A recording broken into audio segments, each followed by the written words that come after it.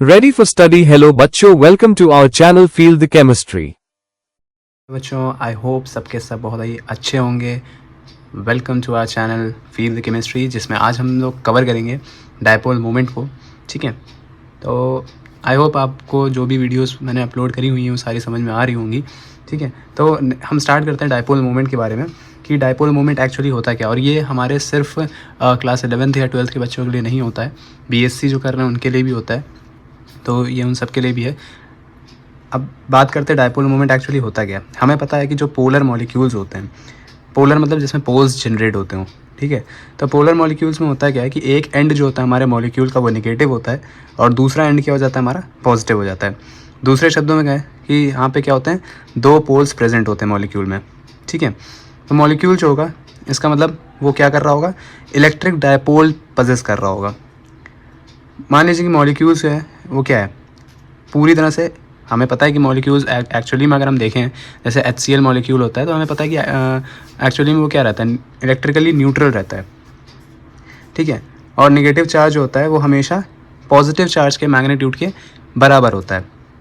और हम एक एग्जांपल से मतलब एक हम रिप्रेजेंटेशन से समझते हैं, जिसमें हम क्या करते हैं, मान लीजिए हमने मॉलिक्यूल बनाया, इधर हमने लिखा एक A, ठीक है, और बॉन्ड बना के हमने इधर बनाया B।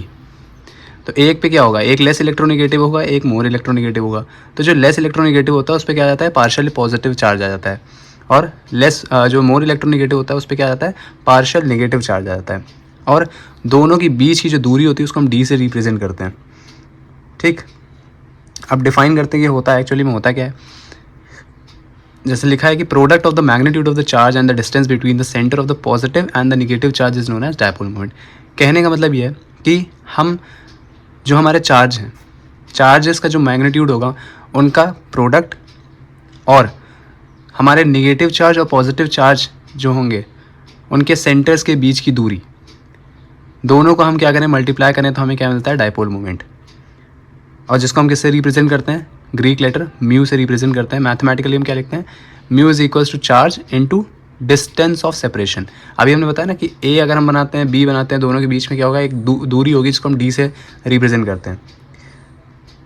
तो डायपोल मोमेंट एक्चुअली क्या हुआ है, हम प्रोडक्ट करते हैं किसका, चार्जेस के मैग्नीट्यूड का और निगेटिव चार्ज और पॉजिटिव चार्ज के जो सेंटर्स होते हैं उनके बीच की जो दूरी होती है, उन दो चीज़ों का हम क्या करते हैं, प्रोडक्ट करते हैं, तो हमें क्या मिलता है, डायपोल मोमेंट मिलता है।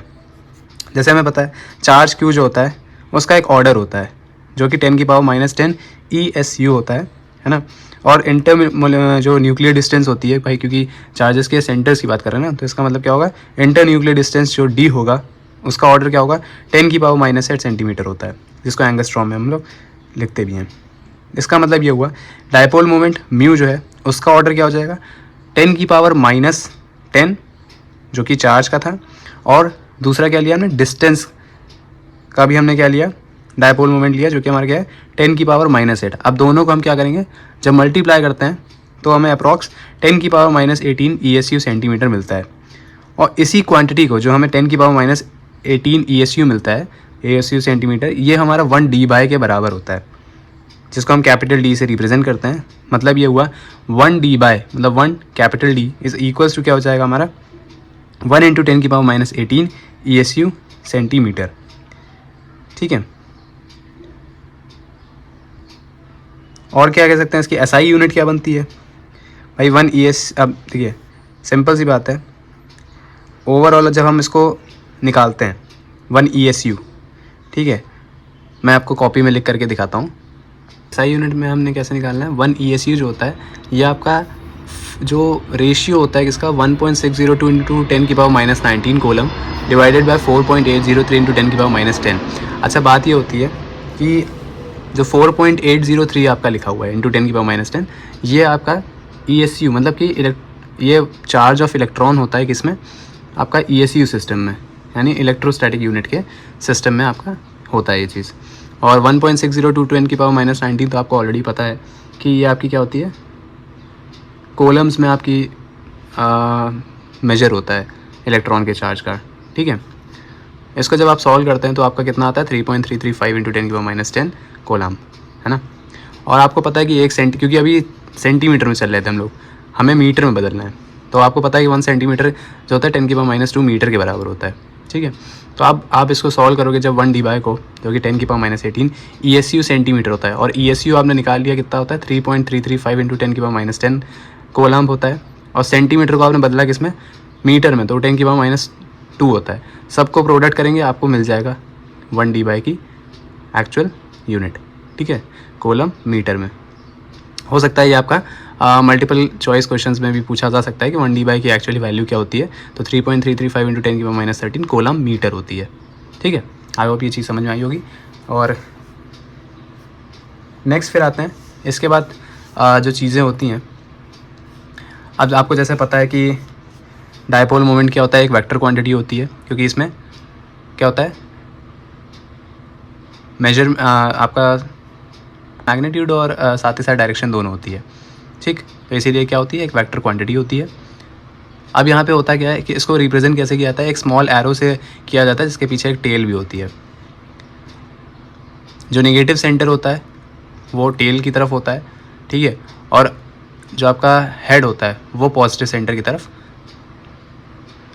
दिखा रहा होता है, शो कर रहा होता है, ठीक है।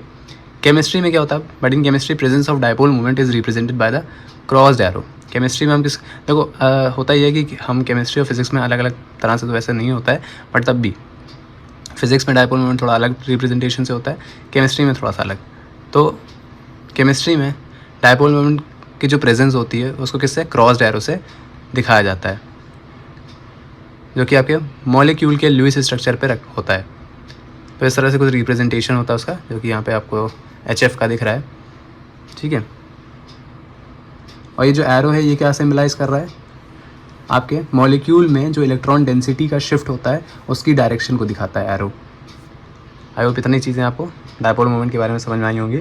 अब डायपोल मोमेंट जो होता है और जो मॉलिक्यूलर स्ट्रक्चर होता है, कई आपने पढ़े हैं, एक होता है आपका डायटोमिक मॉलिक्यूल्स के लिए, एक होता है पॉलीएटॉमिक मॉलिक्यूल्स के लिए। डायटोमिक मॉलिक्यूल्स में भी क्या होता है आपका, जो अभी जो चीज़ आपने पढ़ी कि वेक्टर क्वांटिटी है और आपका जो स्मॉल एरो से उसको दिखाया जाता है, नेगेटिव सेंटर की तरफ टेल होती है, हेड आपका पॉजिटिव सेंटर की तरफ दिखा रहा होता है, ये सब चीज़ें आपके डायटोमिक मॉलिक्यूल्स में ही आती हैं। अब अगर मान लीजिए पोलर डायटोमिक मॉलिक्यूल है तो वो क्या करता है, वो सिर्फ एक पोलर बॉन्ड दिखाता है। भाई सिंपल सी बात है ना, कि आपका जैसे आपने HCl लिया, HF लिया, इसमें क्या होता है, एक ही एरो तो रिप्रेजेंट कर रहा होता है, तो ये आपके डायटोमिक मॉलिक्यूल्स के होता है। पॉलीएटॉमिक जैसे आप अमोनिया का लोगे, वाटर का लोगे, तो उसमें क्या होता है, एक से ज़्यादा आपको पोलर बॉन्ड दिखाई देंगे। डायपोल मोमेंट जो होता है मॉलिक्यूल का, ऐसे मॉलिक्यूल्स का, मतलब डायटोमिक मॉलिक्यूल्स के लिए, ठीक है, वो किसके बराबर होता है, पोलर बॉन्ड के डायपोल मोमेंट के बराबर होता है। जैसे इन केस ऑफ आप HCl लेते हो, मैंने बताया जो मॉलिक्यूलर डायपोल मोमेंट होगा वो आपके HCl बॉन्ड का जो भी डायपोल मोमेंट आएगा उसके बराबर होगा, ठीक है। और पॉलीएटॉमिक के केस में क्या होता है, आप सबका एक एक का पहले क्या करते हो, जो पोलर बॉन्ड का डायपोल मोमेंट होता है हर एक का, वो निकालते हो। जब उसका समीशन आप करते हो तब जा करके वो आपको क्या देता है, मॉलिक्यूल का डायपोल मोमेंट देता है, ठीक है। अभी बताते हैं कैसे होगा।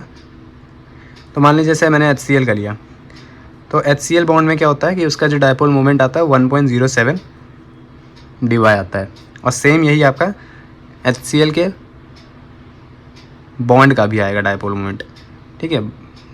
जो बॉन्ड का डायपोल मोमेंट होगा वही सेम क्या होता है आपका मॉलिक्यूल का भी डायपोल मोमेंट होता है। किस केस में, डायटोमिक मॉलिक्यूल के केस में। बट पॉलीएटॉमिक में क्या होता है, आप सभी बॉन्ड का डायपोल मोमेंट पहले निकालोगे, उन सबको जोड़ोगे, और देन उसके बाद क्या करोगे, वो ओवरऑल मॉलिक्यूल का डायपोल मोमेंट आएगा। आई होप ये चीज़ समझ में आई होगी, है ना। और क्या होता है, जितनी ज़्यादा इलेक्ट्रोनेगेटिविटी डिफरेंस होगा बॉन्डेड आइटम्स के बीच में, उतना ही ज़्यादा क्या होता है, डायपोल मोमेंट होता है। जैसे HF का सबसे ज़्यादा होता है, फिर HCl का होता है, देन HBr का होता है, और HI का होता है, ठीक है। HF का 1.7 dy समथिंग होता है, HCl का 1.07, HBr का 0.79 dy, और HI का जो होता है वो 0.38 dy होता है। पॉलीएटॉमिक मॉलिक्यूल के केस में देखें, इसमें आपको मैंने यहाँ पे आई थिंक लगाया हो, हाँ ये पॉलीएटॉमिक के लिए ही है।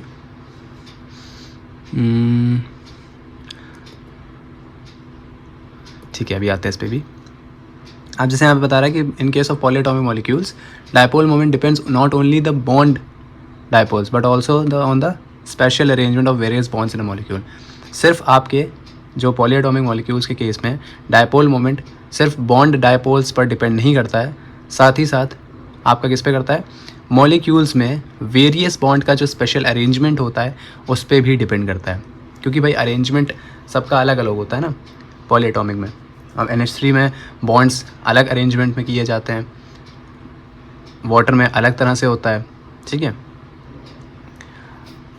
तो ऐसे केसेस में जो डायपोल मोमेंट होता है मॉलिक्यूल का वो क्या होता है, सबका वेक्टर सम होता है, तब वो आपका क्या देगा, मॉलिक्यूल का डायपोल मोमेंट देगा, ठीक है। जैसे आप क्या लेते हैं, एक एग्जांपल लेते हैं वाटर का।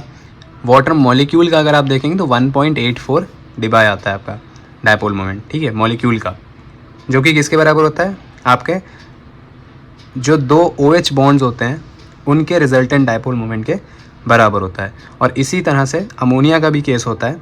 अमोनिया मॉलिक्यूल का जो आता है वो 1.47 आता है, ठीक है।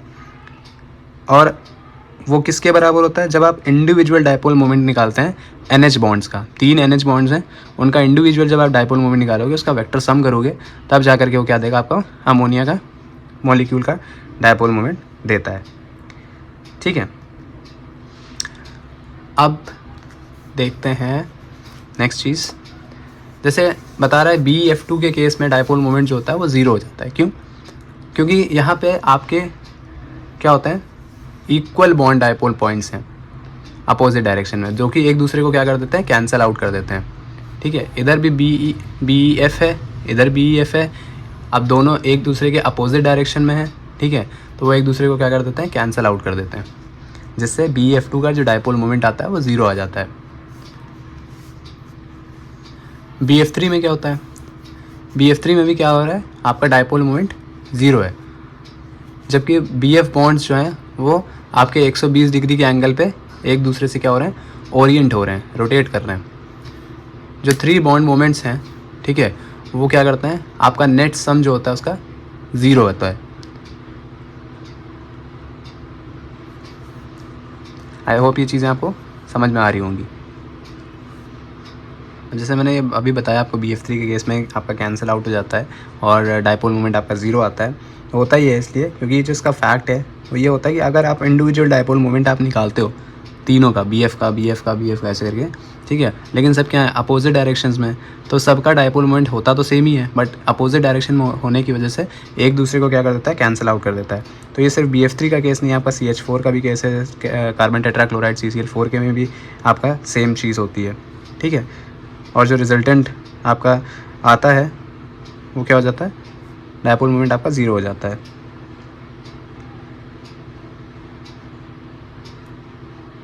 नेक्स्ट चीज़ देखते हैं कि अब क्या आता है आपका। हाँ, एक केस आता है कि अगर आप NH3 और NF3 का केस देखते हैं, उसमें कंपैरिजन करते हैं तो क्या होता है। देखिए, दोनों NH3 और NF3 जो मॉलिक्यूल्स होते हैं उनका पिरामिडल शेप होता है, ठीक है। साथ ही साथ दोनों पे क्या होता है, एक लोन पेयर ऑफ इलेक्ट्रॉन होता है नाइट्रोजन एटम पे। फ्लोरीन जो होता है आपको पता है ज़्यादा इलेक्ट्रोनेगेटिव होता है, तो क्या होता है, NF बॉन्ड जो होता है आपका वो ज़्यादा पोलर हो जाता है, और नेट डायपोल मोमेंट जो होता है NF3 का वो NH3 से ज़्यादा हो जाता है। किसकी वजह से हो रहा है, इलेक्ट्रोनेगेटिविटी की वजह से हो रहा है, ठीक है, क्योंकि आपका NF बॉन्ड जो होता है वो ज़्यादा पोलर बन जाता है, और नेट डायपोल मोमेंट जो होता है NF3 का वो NH3 के कंपैरिजन में ज़्यादा आता है। अच्छा, होता है और क्या क्या चीज़ हो सकती है इसमें।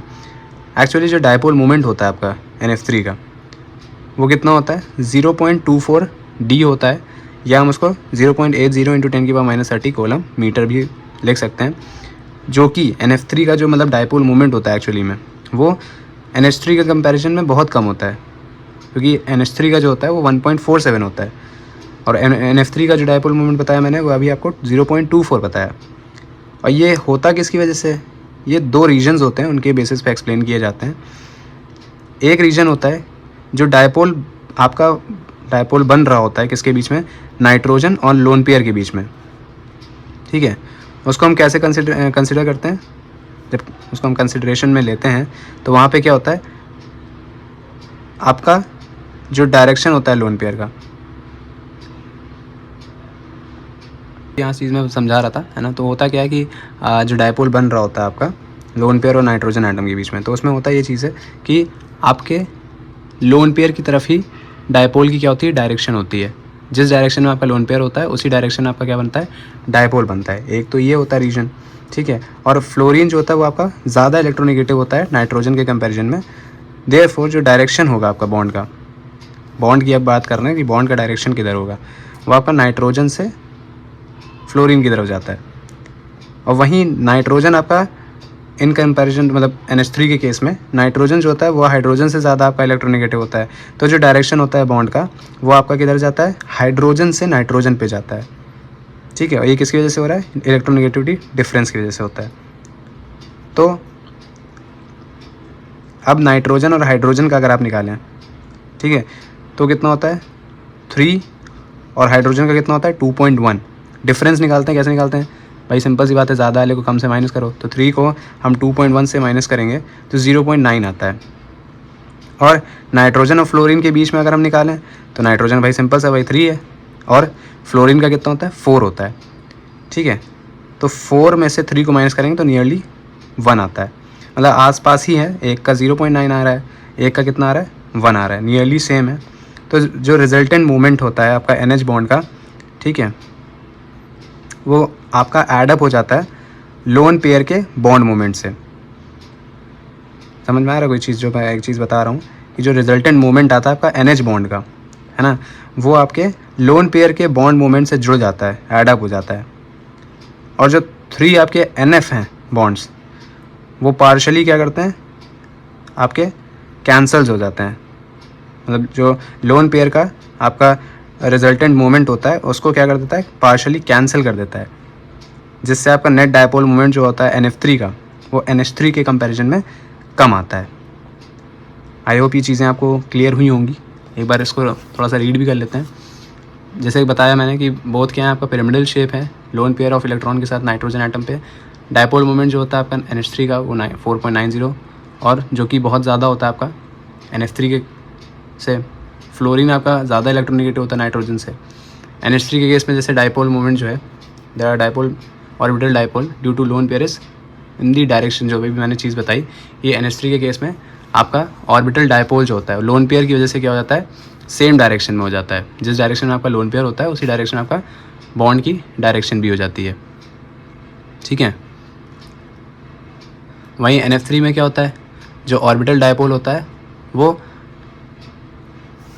अपोजिट डायरेक्शन में हो जाता है, ठीक है। जो आपका तीनों NF बॉन्ड के, NF बॉन्ड का डायपोल जो रिजल्टेंट डायपोल मोमेंट होता है उसके अपोजिट डायरेक्शन में क्या हो जाता है, आपका NF3 का डायपोल हो जाता है, ठीक है। 2 एप्लीकेशंस भी देख लेते हैं डायपोल मोमेंट की। जो 2 एप्लीकेशंस हैं, एक तो होता है आपके बॉन्ड्स की पोलैरिटी को डिटरमाइन करने के लिए इसको यूज़ किया जाता है, ठीक है। साथ ही साथ कैसे करते हैं, आपको पता है कि mu is equals to Q into D होता है, ठीक है। तो उसी से हम क्या करते हैं, बॉन्ड्स की पोलैरिटी को डिटरमाइन करते हैं। सेकंड जो इसका एप्लीकेशन है वो ये है, परसेंटेज आयनिक कैरेक्टर को कैलकुलेट करने में भी मदद करता है। आई होप आपको ये लेक्चर समझ में आया होगा। अगर कोई समस्या हो तो आप कमेंट में ज़रूर बताइएगा, ठीक है। बाकी ये चीज़ हम डायपोल मोमेंट यहीं पे ख़त्म करते हैं। नेक्स्ट हम फजान रूल पे बात करेंगे कि फजान रूल क्या होता है। और मैं रिक्वेस्ट करूँगा जो भी बच्चे मेरी वीडियोस को देख रहे हैं उनको अगर नोट्स चाहिए, ठीक है, तो मेरे टेलीग्राम चैनल को ज्वाइन कर लें, ठीक है। वहाँ पे मैं आपको जितने भी चैप्टर्स में पढ़ाता जा रहा हूँ उनके नोट्स भी आपको प्रोवाइड करा दूँगा। और बाकी अपने दोस्तों को भी वीडियोज़ को शेयर करिए, और अगर अच्छी लग रही हो तो कमेंट में ज़रूर बताइएगा। चैनल को ज़रूर सब्सक्राइब करें, बेल आइकन को प्रेस करिए, जिससे आपको मेरी नई वीडियो जो भी आ रही हैं केमिस्ट्री पे, ठीक है, केमिस्ट्री से टॉपिक से रिलेटेड आपको मिलती रहे। और मैं सिर्फ इसमें आपको क्लास 11 12 को ही नहीं बताऊँगा, मैं जो मैंने पेज ये चैनल बनाया है ये 11 12 9 10 BSc और MSc तक की सारी जितनी भी चीज़ें मैं सब कवर करूँगा। मुझे पता है थोड़ा टाइम लगेगा, बट मैं चीज़ें धीरे धीरे करके सारी कवर कर रहा हूँ। तो चैनल को सब्सक्राइब ज़रूर करिए। मिलते हैं नेक्स्ट वीडियो में, और बाय बाय।